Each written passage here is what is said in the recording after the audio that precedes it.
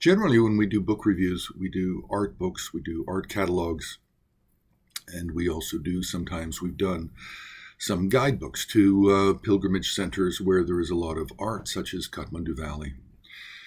But today we're looking at another type of book, and it's called Digital Dharma, Recovering Wisdom.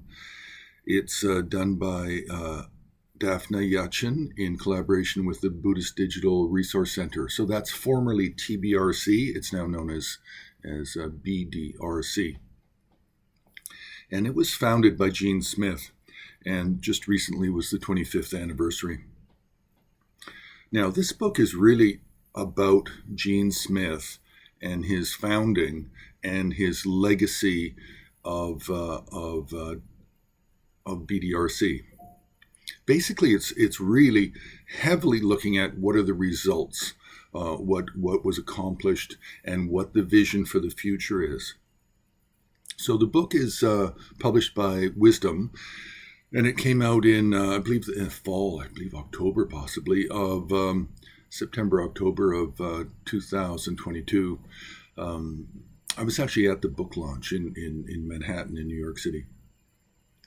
Now, the structure of the book is really like a travel diary. It's taking a travel diary format and then looking at the very early life and career of Gene Smith and his schooling, but then immediately jumping to Delhi and India and books and Kathmandu.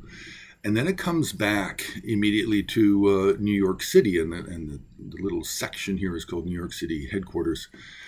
And then it moves on to return to India, Nepal, road to Lumbini, Dehradun, City of Joy, and it really talks about the successes that TBRC or BDRC has had.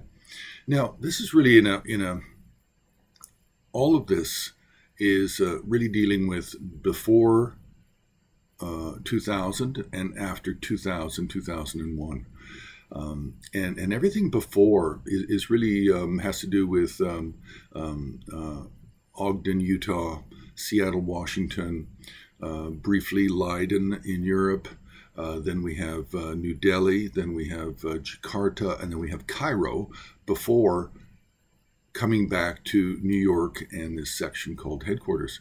Then after that, it really talks about really the accomplishments, all of the digitized books that were made available, that were scanned, and many of them were recovered. They had to be found.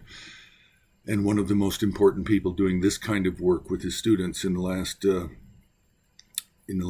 20 years is actually Zenkar Rinpoche, who has an office in Chengdu and an office in Shanghai, China.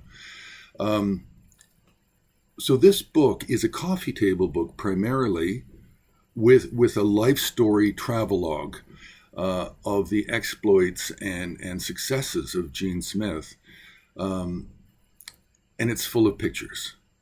So a real wealth of this book is just the wonderful, wonderful images. If you knew Gene Smith, if he was your friend, he was your colleague, or a mentor. I worked with Gene Smith side by side for 10 years, and I was a little bit surprised in the New York section where there was only one sentence devoted to Shelley and Donald Rubin. Shelley and Donald Rubin were responsible for bringing Gene Smith from Boston because he was in actually Boston before coming to New York. After Cairo, he was in New York briefly, then he went to Boston. And then he was trying to establish TBRC in Boston, but the Rubin Museum of Art was trying to be established and had not opened yet, and it was just all in the designing and creative thought stages. And this story of how Gene Smith eventually, after a year or so, a year and a half in Boston, moved back to New York. This is a story all on its own. And this is a story where Shelley and Don Rubin take full responsibility. Now, yes, there were other players who were working behind the scenes, because Jean didn't want to come back to New York. Jean did not want to become an advisor and a scholar in residence for the Rubin Museum at that time. He had to be convinced over time. And then things changed. Once he came down, then things changed. And Jean used to say that after he left India, went to Cairo, then came back to the United States, that he would never go back to India and Nepal. But yet he did go back. He did go back. I think it was, might have been 2005. And we went together with Tenzin Darla. We went for a conference in New Delhi. That was put on by Tibet House, New Delhi. So a lot of things changed within the framework of the patronage of Shaolin Don Rubin and offering him office space, storage space, living space, and not just one living space. He was offered 2 apartments that were funded by Shaolin Donald Rubin, and the Rubin Museum and the Rubin Foundation and Shelley and Donald themselves were the framework for much of the work that was able to be done in the first 10 years of TBRC in New York and facilitating for beyond. So I think that's a whole separate story, and we'll leave that for later, but it is a story that will be told of how Gene Smith came to New York and how he became an integral founding partner for the scholarship and the direction of the Rubin Museum of Art. So we'll deal with that later.